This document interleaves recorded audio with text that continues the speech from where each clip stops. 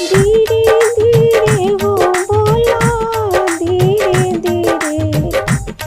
धीरे धीरे हो गुरु, धीरे धीरे हमरा अंगना में आई बोला, धीरे धीरे हमरा अंगना में आई गुरु, धीरे धीरे हमारी अंगनावा में गंगा बहुत है, गंगा बहुत है, गंगा बहुत है। धीरे धीरे हो बोला, धीरे धीरे आके चरण पत्थर बोला, धीरे धीरे आके चरण पत्थर गुरु, धीरे धीरे, धीरे धीरे हो बोला, धीरे धीरे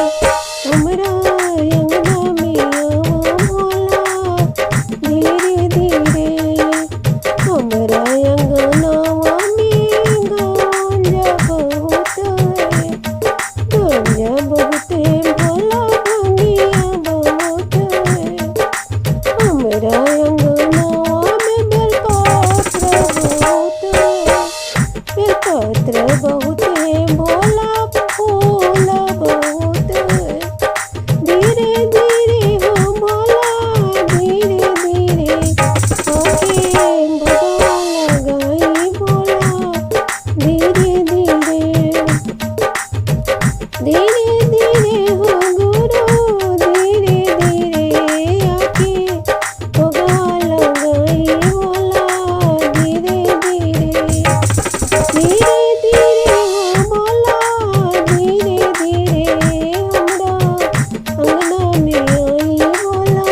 धीरे धीरे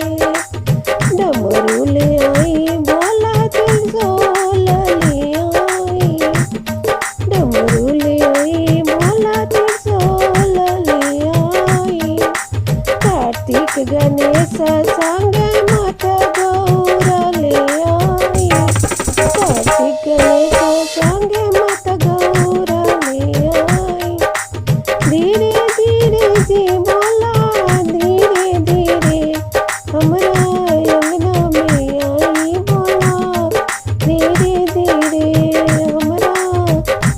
में आई बोला, धीरे धीरे हमरा अंगना में शिशियन के भीड़ बा, शिशियन के भीड़ बा, हो शिशियन के भीड़ बा। धीरे धीरे हो बोला, धीरे धीरे सब पे दया बरसाई बोला, धीरे धीरे सबके दर्शन देखाई बोला, धीरे धीरे पहिला में दया मांगब, दूसरे में चर्चा, पहिला